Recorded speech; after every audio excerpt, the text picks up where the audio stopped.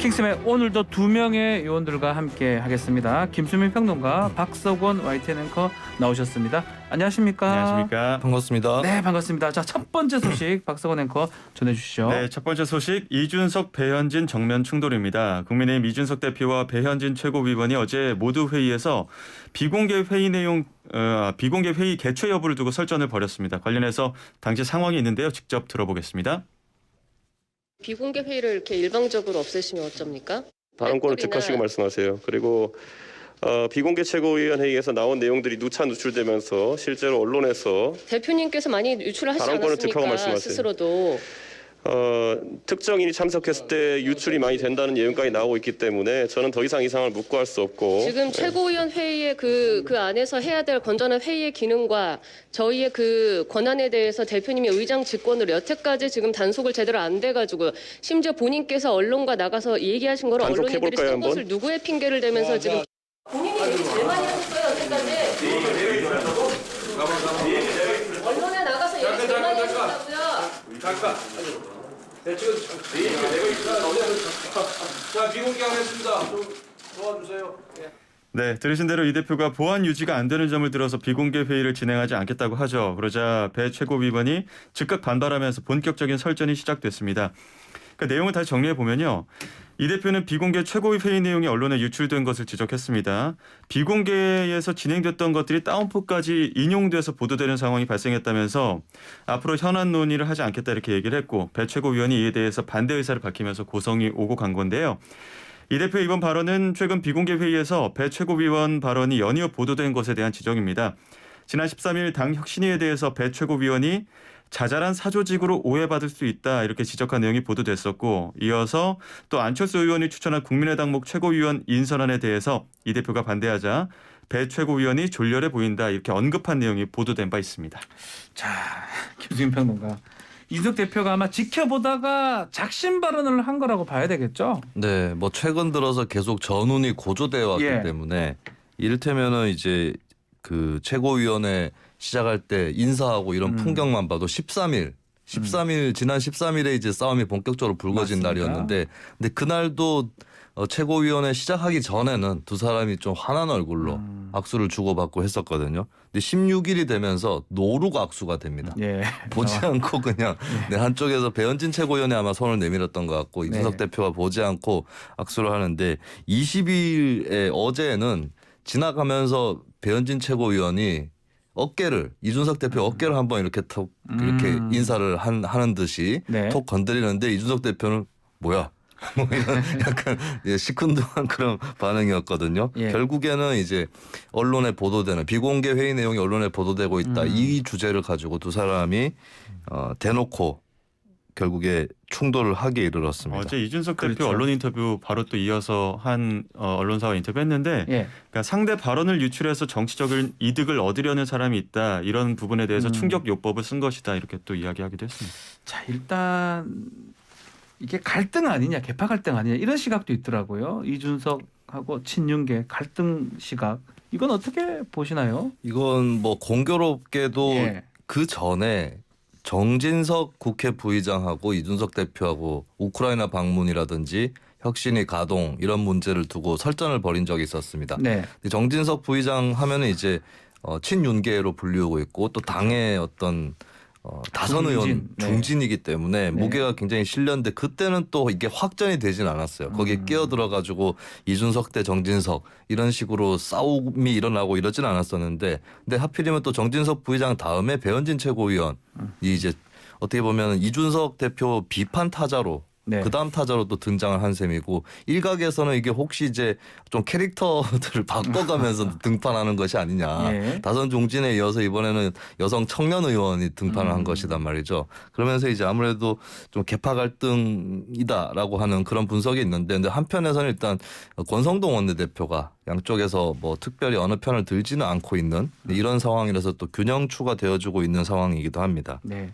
조수진 최고위원도 이준석 대표를 향해서 쓴소리를 하기도 하는데 지금 최고위 분위기가 심상치가 않은 것 같습니다. 네, 사실 뭐 배현진 최고위원하고 이준석 대표하고 충돌하는 바람에 잊혀질 수도 있는 사건이 그렇죠. 됐는데 조수진 최고위원도 이준석 대표하고 예전부터 네. 설전이 꽤 있던 두 사람 관계입니다. 조수진, 그렇습니다. 이준석. 지난 네. 대선 때도 예를 들어서 이제 김건희 영부인에 대해서 당시 뭐 허위 이력이라든지 이런 것들을 어떻게 처리하느냐를 두고 또 충돌이 일어나기도 했는데 이번에는 최근에는 뭐 조수진 최고위원하고 이준석 대표하고 정면으로 충돌하거나 이런 것들이 좀 없었던 것 같은데요. 뒤에 예. 있는 것처럼 보였습니다. 네. 근데 이제 어제도 최고위원회 이후에 하도 화제가 되니까 기자들하고 또 얘기해서 이 주제가 빠질 수가 없었는데 네. 이게 다 대표가 만드는 거지. 그러니까 갈등을 대표가 만드는 것이다.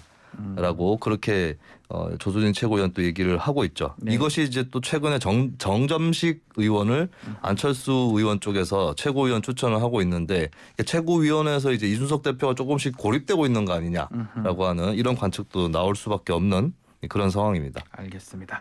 자, 이런 와중에 어제 이준석 대표 성비 의혹 관련해서 윤리 징계 심의 일정 바로 잡혔네요. 네, 국민의힘 윤리위가 20일 내일 저녁 7시에 회의를 열고 관련 사안을 심의할 예정이라고 밝혔는데요. 이번 윤리위 심의에서는 특히 이 대표의 증거인멸 교사 의혹과 관련해서 성접대 의혹 관련자인 장모 씨와 만난 김철근 당대표 정무실장을 불러서 사실관계를 확인할 예정입니다.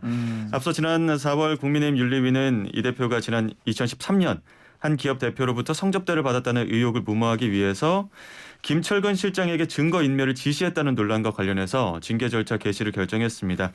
이번 회의에서는 이 대표에 대한 징계 여부 그리고 징계 수위가 어떻게 결정될지에 대해 많은 관심이 쏠리는데 네.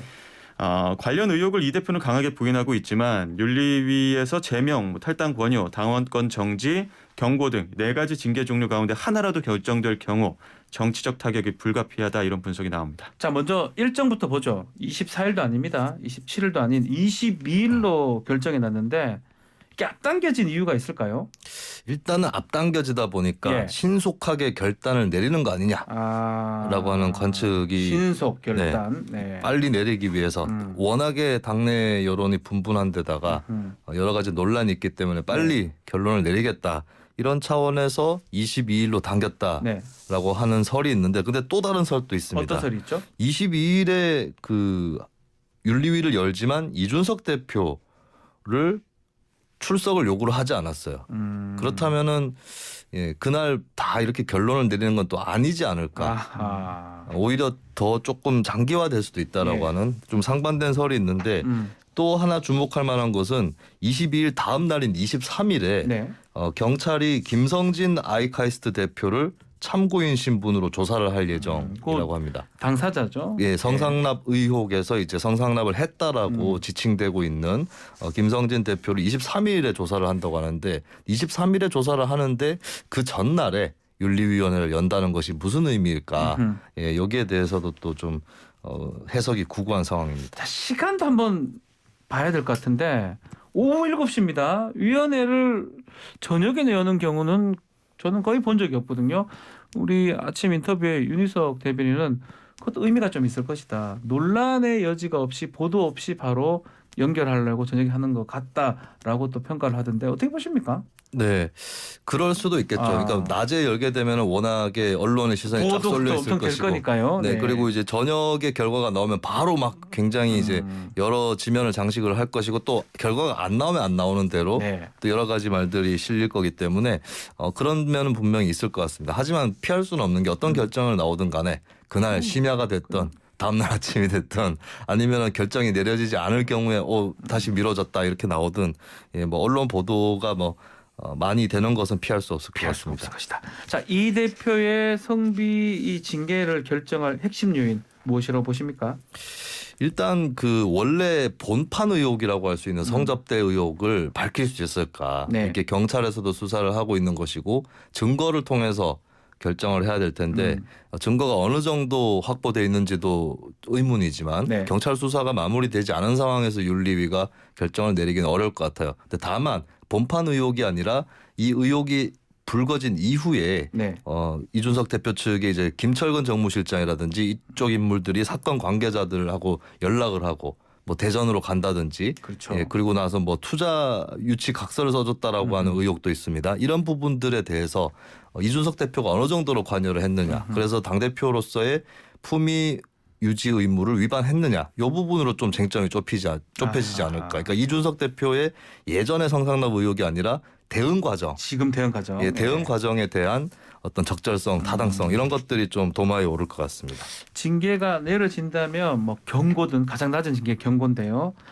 조기 전당대회 개최까지 고려해봐야 된다라는 얘기가 있습니다. 당 대표 후보로 지금 고려되는 사람들이 벌써 있을까요? 뭐 원래는 이준석 대표 임기가 1년이 남았기 네. 때문에 이게 확 가시화되었던 흐름은 아닌데 그래도 계속해서 다음엔 누가 나올 것이다, 누가 준비할 것이다 이런 얘기는 있었죠. 특히 이제 안철수 의원 안철수 당권 의원. 도전이 네. 대선 도전으로 가는 길목에서 필요할 거다 이런 얘기가 있었고 권성동 원내대표라든지 김기현 전 원내대표라든지 정진석 국회 부의장 이쪽 이제 이준석 대표가 당권 주자가 아니다라고 네. 규정을 하긴 했지만 정진석 부의장도 도전할 수 있다는 얘기가 나왔었죠. 예, 여기서 어지간한 중진 의원들이 또 많이 여기 이미 차기 전당대회가 언제일지는 모르지만 포함이 되어 있다라고 볼 수 있습니다. 알겠습니다. 자, 두 번째 소식은 최강욱 더불어민주당 의원 징계 소식입니다. 네, 더불어민주당 윤리심판원이 어제 성희롱 발언 의혹을 받는 최강욱 의원에 대해서 6개월 당원 자격정지 처분을 내렸습니다. 이번 중징계 결정은 대선과 지방선거에 연패한 민주당이 국민 눈높이에 맞는 혁신과 쇄신에 적극 나서겠다는 차원으로 풀이되는데요. 한편 최 의원이 속한 초선 강경파 모임 철험회 해체론의 향배에도 영향을 줄 수 있다 이런 관측이 나옵니다. 강경파 중심으로 이번 결정이 과도하다는 반론이 제기될 경우 8월 전당대회를 앞두고 또 다른 개파 갈등으로 퍼질 가능성도 배제할 수 없다 이런 분석인데요. 앞서 박지현 전 비대위원장은 윤리심판원 징계 논의를 앞두고 SNS를 통해서 최 의원에게 무거운 처벌을 내리고 민주당이 국민이 원하는 혁신의 길로 들어섰다는 것을 확실히 증명하길 바란다. 이렇게 중징계를 공개적으로 촉구하기도 했습니다. 자, 예상보다 징계 수위가 높게 나왔다고 봐야 되는 겁니까? 일단은 당원권 정지라는 네. 게 제명의 다음 단계이기 바로 때문에 밑에니까요. 네, 그냥 경고라든지 이런 수준으로 그치지 않았다는 것은 예측보다 좀 높았다. 네. 뭐 경고 정도가 나올 거다라는 관측도 꽤 있었거든요. 그렇죠. 아니면 뭐 당원권 정지 3개월은 못 넘어갈 거다. 이런 예측도 있었기 때문에 일단은 언론에서 그렇고 중징계다라고 하는 거에는 이견이 없는 것 같아요. 근데 한편에서는 이것도 가볍다라는 의견들이 있는데 박지원 전 비대위원장 같은 경우에 네. SNS에 글을 올려서 당원 자격정지 6개월은 무거운 처벌이라고 보기 어렵다. 왜냐하면 거짓 발언, 은폐 시도, 2차 가해 행위 이런 것들 종합해 봤을 때 그렇다는 의견도 있었고요. 아, 그새 또 그러셨습니까? 그렇습니다. 아, 예, 예. 요 결정이 난 다음에, 바로 다음에. 네, 박지원 예. 전 위원장이 글을 올렸고요. 네. 그리고 과거에 이제 민주당에서 징계를 받았었던 네. 이상희 제주대학교 교수 그렇죠. 같은 경우도 가벼운 징계 처분이라고 표현했습니다. 그리고 본인이 이재명 후보의 기본소득을 비판을 했다는 이유로 당원권 8개월 정지 처분을 받았었기 때문에 나보다 왜 가벼워 이렇게 된 것이죠. 이상희 교수 입장에서는. 자, 이번 민주당 같은 경우는 이제 성비 부분 사실 만만치가 않은 것 같아요. 이번 지방선거도 박안주 의원의 성비 결정적 영향이 있었다고 봐야 될 것 같은데 그렇기 때문에 좀 더 중징계로 갔다 이렇게 봐야 되겠죠. 그 중징계 내용은 사실 윤리심판원에서 만장일치로 결정을 한 거기 때문에 네. 일단은 중징계 정도가 내려진 거는 어떤 뭐 시국 상황 이런 걸 떠나서 그 죄질이라든지 이런 것들을 감안했다고 봐야 될 것 같고요. 근데 다만 원활하게 좀 선거 끝나고 진행이 된 편이에요. 선거 전에 물론 매듭을 줘야 된다는 얘기도 있었지만 네.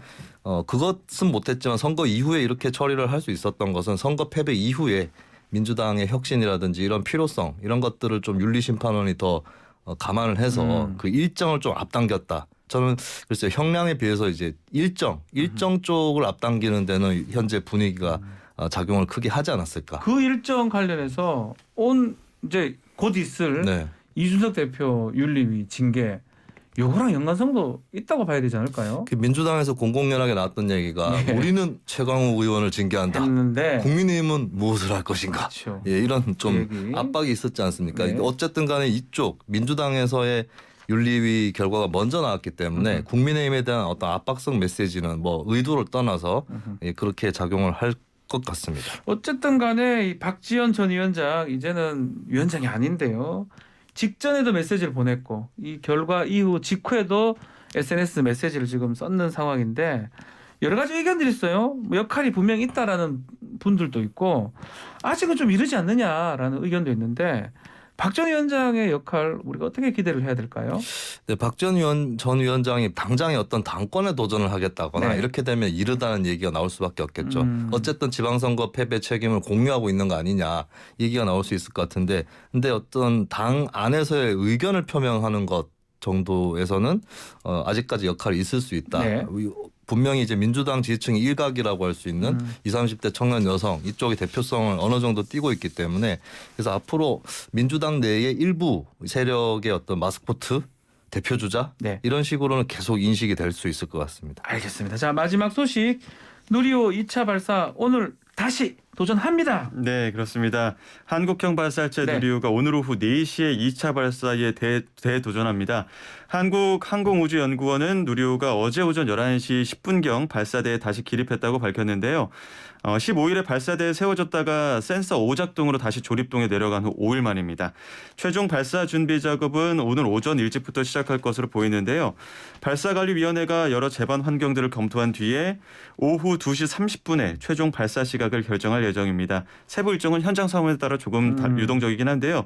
한편 기상청에 따르면 나로 우주센터가 위치한 전남 고흥 외나로도의 반경 20km의 낙뢰 가능성도 낮고, 또 누리호 발사 기준을 넘는 강한 바람도 불지 않을 것으로 보여서 오늘 누리호 2차 발사는 날씨로 인한 취소는 없을 것이다, 이런 전망도 내놓기도 했습니다.